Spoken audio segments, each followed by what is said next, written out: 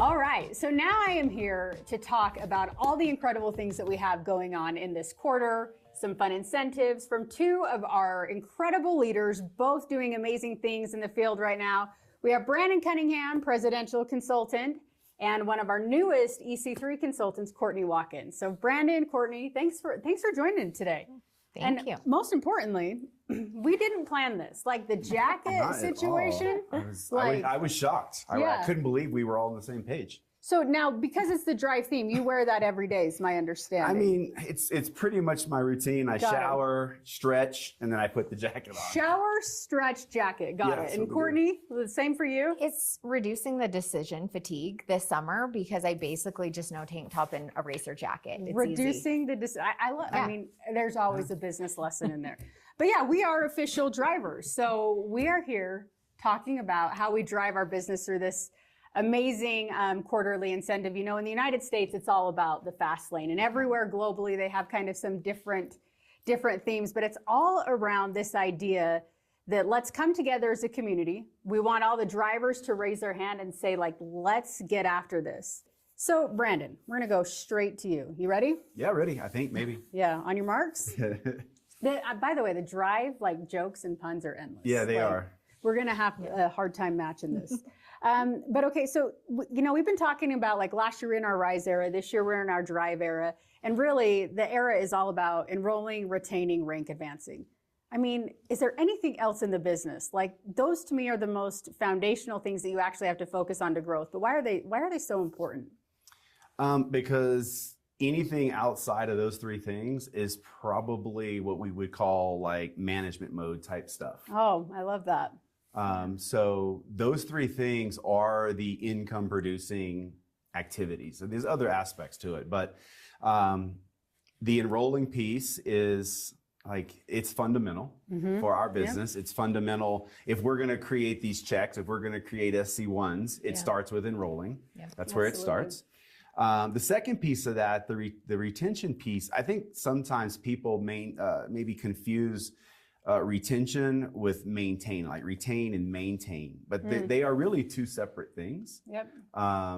Because maintaining kind of just seems like we're just going to hold what we've got. That is not at all what this is about. Retention is, so we enroll, and then the ones we enroll, we want to retain longer. So it's not that we're maintaining, we're building. I love it. And so that's a key part of this business, is not only getting people to get to our products, get to the Evolve Comp Plan, but then teaching them how to get their customers to stay longer, and honestly, their consultants staying longer. I mean, there's a retention piece to a consultant as well. Side note, if you get your people paid quickly, they will stay longer. That's a pretty big side note. Like, maybe full note that. Full note, highlight it, circle it. A paycheck in the first week or the first month is significant. For sure. Them sticking around. And the advancement piece to this is probably what everybody wants, but maybe won't speak to, because sometimes there's people, they get hung up a little bit on money. They get hung up on maybe the recognition, like, I just want to be in the background. I just, but honestly, that advancement piece of this is the reward for doing the first two. True. The advancement piece is the reward for enrolling and retaining. And all of us have this decision to make when it comes to these three things, because everyone knows these things. Like, if you went to anybody at LifeVantage and they were like, what are the three things that are important? They would probably say all those. So why isn't everyone doing it at the rate that maybe? So, like, I told some people recently that it's not necessarily people lacking skill to do things. It's lacking of motivation. And so the way I explain that is this. If I asked the two of you, hey, right now, would you guys like to go out for a 10-mile run? Absolutely not. Not a runner. Me neither. I mean, I'm a driver. I have a really bad knee, okay, and a bad hip from all those years on bikes. So I've got aches and pains, right? But what if I said, for $100, let's go run 10 miles? No, I'm not. No. Okay, not okay, I get it. I wouldn't either. I'm with you on that. What if we took it to $10,000, $1,000 a mile. Still a lot of miles.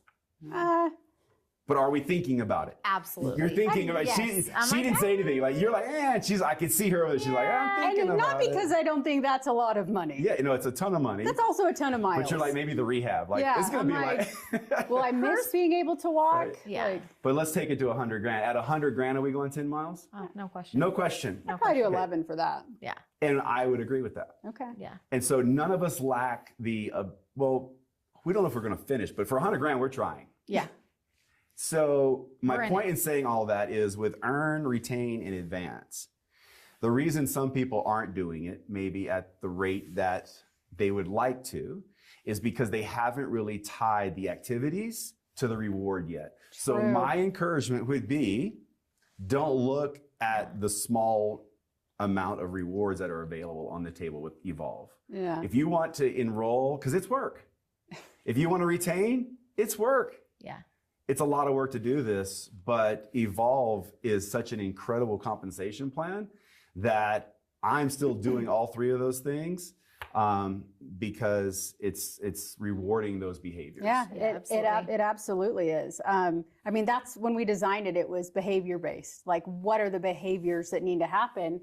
And how do we continue to reward you at every rank for the input that you had in each of those? So I love that. So let me know on race day where I need to be for that 10 miler. Let's talk to Carl about the $100,000. Yeah. Okay. He'll love that. He'll be all in. All right, Courtney. So we're going to now kind of talk about each of one of those things. I love that analogy. We're going to talk about each of them kind of on their own. Yeah. But starting with enrolling. And you, like, I've been following your journey. You have found some incredible people.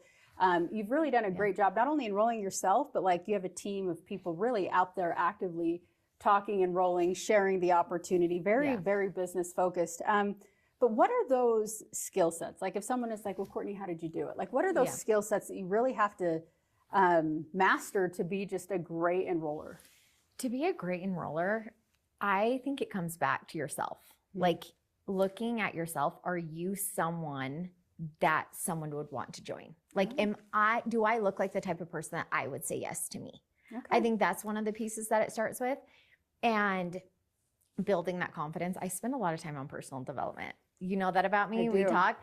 But I do something every day for my own mindset, for my own personal development. I think this industry is actually pretty simple at its core. Like, enroll, retain, advance. Yes, it's actually really easy, but the actions and like having that motivation. So the reason why we would say yes to $100,000 is we knew it was a guaranteed. Like we knew if I knew that you have cash in hand, I will do it.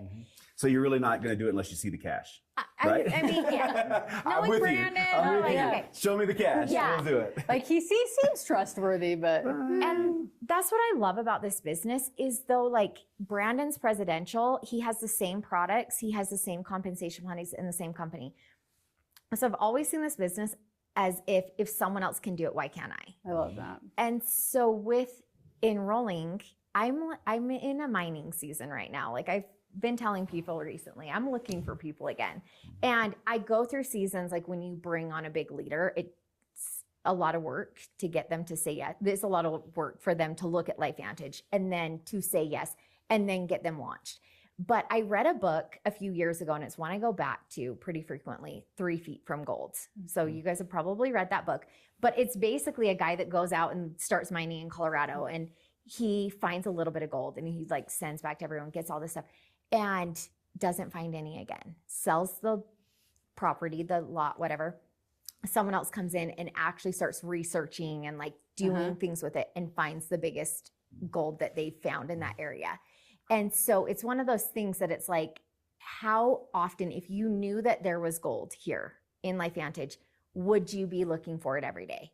And so right now, I know people are looking for LifeVantage. I know that there's top leaders. I know that there's influencers. I know that there's an everyday person at home that's looking for what we have. So am I going out to find them? So that's kind of how I think about enroll.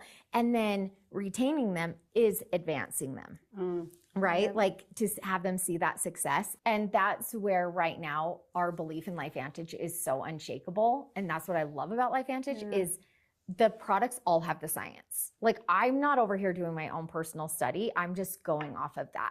And this summer especially, I am using the products as consistently as I ever have because I want those results with that summer stack. Like, I'm using them. I'm taking people on my journey.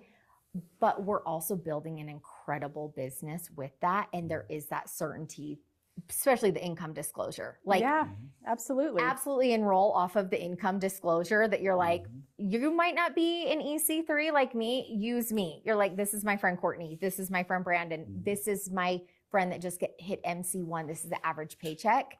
Like, that certainty is here at LifeVantage. I love that. That's a huge point. I don't know how many people use the income or earnings disclosure as a recruiting tool, but yeah, highlight that thing up. Yes. There you go. No, I love Yeah. that. You know, it's interesting though, because people, you know, might be looking at you thinking, well, yeah, but you're Brandon Cunningham or you're Courtney Watkins. Like, people say yes to you. Yeah. Like, talk to me a little bit about that skill of enrolling day one. My guess is you both have heard no once or twice. But how do you get over that mindset of like, I mean, I guess it goes back to your analogy of the book. Like, you didn't find that one yet, but like, keep going, keep having those conversations. You're not going to be 100% on everybody. As she was answering the question, it's exactly for me the same thing. You have to work on yourself first. Okay. So there's a lot of personal development that goes into recruiting. Yeah. I relate it to energy. I want to have such an energy when I'm speaking about LifeVantage or the products, the opportunity. I want to have such an energy about it that the words that are coming out of my mouth are not what's going to recruit them. It's the way I make them feel. Oh. Yep. And that comes from my energy, but I don't wake up with that energy. Okay. I have to build that energy. So that comes through personal development and being like strict with it. Like, you know, there's lots of hours of podcast in here. That's scary. I know. There's lots of hours in studying our industry. Yeah. Yep. I think even though this is the only company I've ever been in the network marketing space, I've spent a lot of time researching other companies, their comp plans, kind of becoming a professional in the industry, learning the industry. And it's helped me quite a bit in my recruiting. Because, you know, like if someone wants to get into a comp plan conversation and they'll say, well, tell me why yours is better than a binary. Well, if you don't know what a binary is, then might not recruit that person. It's going to be a tough one to That's answer. when I just get Brandon on the phone. There you I'm go, like, you I've do never that. heard of a binary. Let me call my friend Hold Brandon. on. I know someone that does. Well, I can tell you this. Okay, I went to the top rank, Pro 10 at the time, presidential, and I didn't know really what binaries were. But different era, different time right now. And I've taken it upon myself to learn these things about, and I don't know everything about all the comp plans.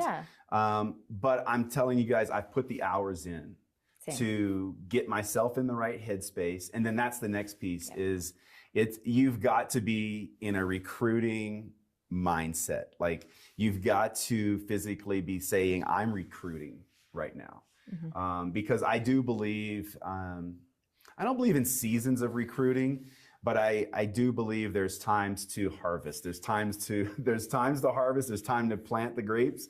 That's from another training that we talked about.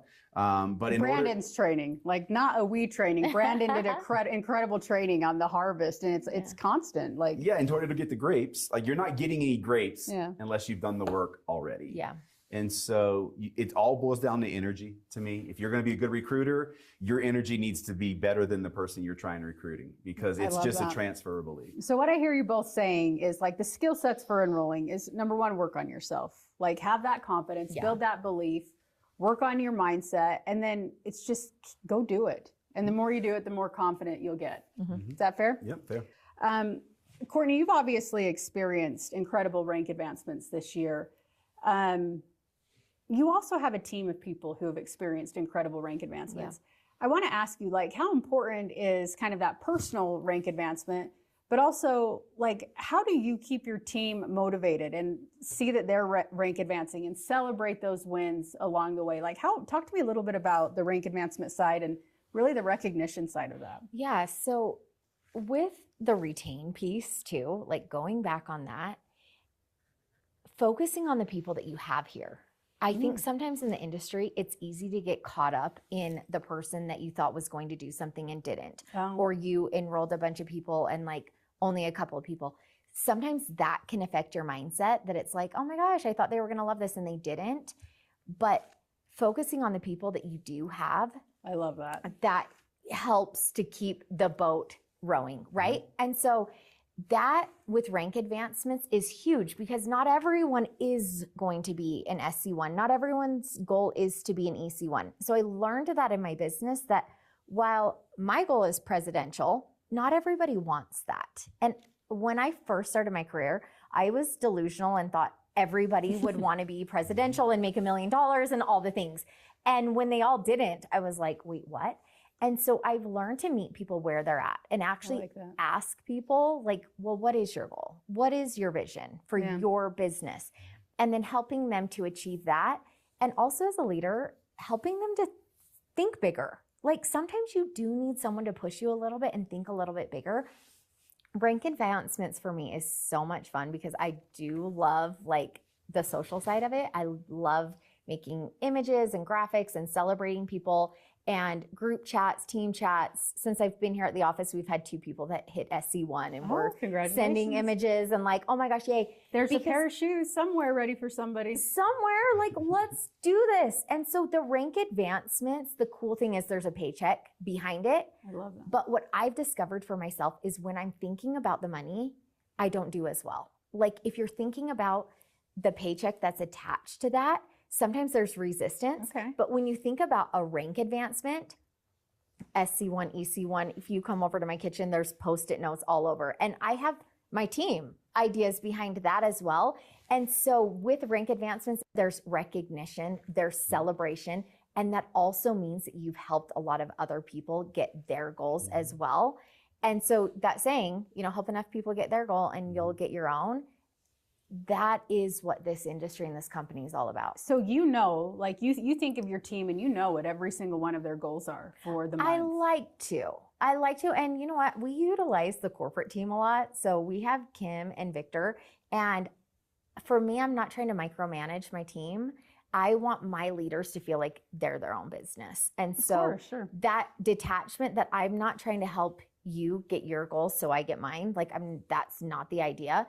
It's not meaning it's not self-serving. It's not it's not like Brandon, do this so I can get this. Can you hurry up and get MC1 so I can get, like, that's not helpful. Right after my marathon. Yes. And so I like people to, when they want that leadership, to go run with that. So I do love to know what you're going for. And there are times that, you know, I've texted people like, are we going big this month? Like, are we going to play, or are we going to play it safe? And so if I'm leading forward and I have these big, massive goals, I'm pulling that energy up too, that it's like, let's go, let's get Thailand, let's get the shoes, let's get whatever's out there, let's get Tiffany's. And the rank advancements follow, but our team all knows that it's like, you're going to get celebrated, you're going to get shouted out. And something I recently did with rank advancement that I want to continue to do is actually making it a post on Instagram, those rank advancements that are at least MC1 and above or whatever, but that people can visibly see. Because if I was stalking me to see like, how's Courtney really doing in LifeVantage, I would go and I would check out the squares. And if I'm shouting people out regularly, that tells someone like, oh, if I come on her team, I can have success too. I love that. No, I really, really love that. Yeah. So I'm going to take us a little bit and talk really about the incentive trip. Now, every market globally has an incentive trip that they can qualify for over the next 3 months. Mm-hmm. And one of the things that we have been really focused on as a corporate team is make sure that these incentives aren't some random, like, do this weird thing and you get to go on a trip. Like, the way you earn these trips are enroll, retain, rank advancement. And for this upcoming one, it's about enrolling, rank advancing, and helping your team rank advance, which ultimately is helping them retain. But talk to me a little bit about, how do you leverage incentives in your business? Something like this trip. How do you take it to the team? It's a stepping stone for us for the fundamentals that is going to be required to reach the ultimate goal. Like the goal when you join LifeVantage, you didn't join LifeVantage to go on trips. For most people, right? Yeah. There's more personal things attached to why we run at LifeVantage. Yeah. What those things are. But we were just talking about rank advancing. And so many people, that is like such a weird science and like they don't really know. So what we do is we use the trips and the points associated with the trips to get people to understand how to actually track a business. Like a household, like most households sort of know how much money is in their checking account. Because if you don't know, you might end up in a lot of trouble. Like if you're just spending crazy and you don't know at the end of the month what you got, there might be some problems. Eventually that catches up Could to catch you. up, right? Yeah. And so most people know really certainly what's in their savings account. But if I ask them how many SC1s are in your business, it would be like sometimes crickets. Yeah. Okay. And that's bad. Yeah. So we use the trips because there's a definite point total Yes. that people need to get the reward. Well, that we take that and show them how to use that to hit their rank advancing goals. Yeah. And so because we make a science out of that as well. There's ratios that we've used over the years that we know if you hit certain ratios, you're really close to rank advancing. So the saying is in our team, some people they're gonna know the words coming out of my mouth right now. And that is, you cannot manage what you don't measure. Oh. So it's impossible to manage your household. Yeah. To manage, like you can't plan for your next vacations if you don't know what your savings and budgets are. You can't, you will never know what you're going to rank event. You'll never know if you're going on the trips if you don't track it and manage the numbers. So that's how we use trips is there's a number, you have to track it. You got to go find it in your back office.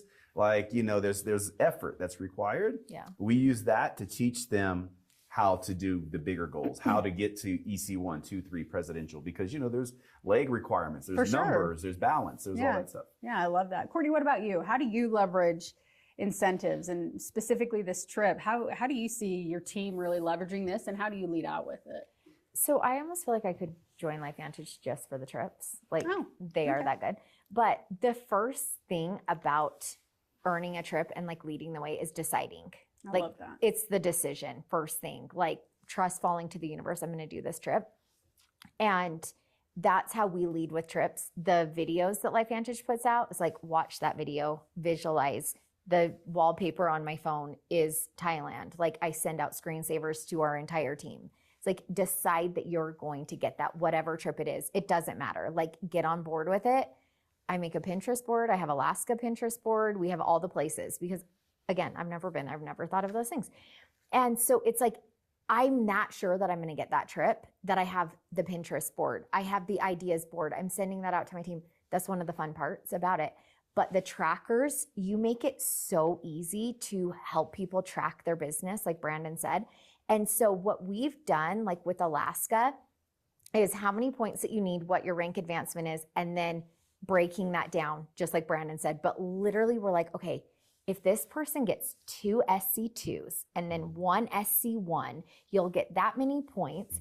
And we break it down in that way. And then we're like, okay, who do you know? And then how can we incentivize? How can we help you get that person to SC2? Virtuals or promotion, or like what can we do to help? And then we do each leg and each person in their business, starting with our leaders, and then who can we get to NC1 usually, and then break it down in that way. And we really made sure with Tiffany's and Alaska that people weren't leaving points on the table. So I would track constantly, and so would our team, of enroll points, retain. Okay, you need 400 more in orders. If you need 400, you're usually going to get at least 600. And then same with advancement. And so using each little step, it made the end goal so doable. But the trip is like the ultimate marketing for me. That is like the ultimate, you are having success in that company that you chose. If it's your friend that was like, why are you doing this? Your sister-in-law that's like, okay, you're annoying. Like whatever it is. Family is never like you that. go on these trips and it just like validates all of it. But the other thing too is spouses. Like it gets your spouse so locked in. Whatever you're sacrificing to do your business, you take them on a trip and they're like, do more. Like they leave the trip. How can I clear to your calendar? How can you be like Brandon? That's a good point. So it's surrounding yourself with those people. Trips change. That's where I found my power partner, Dawn. in Park City. South Africa, we left with friends. We didn't have a single person from our team there. And with my team too, that was at Growth Summit and Park City, it bonded us. Like we are such lifelong friends. We're in it together, and that makes business more fun. I'm always like, I love that we get to do Life and life together. It's just the best, and that's I what think trips being do. public about the trips is good, because Lynette and I have recently had people say like, so tell us how you go on those trips. Tell us how you're doing that. Yeah. Like, and that's only because, you know, we've been public with the trips and the pictures, and in a strategic way, but more in a very appreciative, life-changing way that we get to share the experiences with. Well, some people look at trips as like a reward, like, oh, I'm on this. And other people look at it like, this is a way I'm going to attract more people that are like, how do I go on a trip like that? And that's how I always look at the incentives.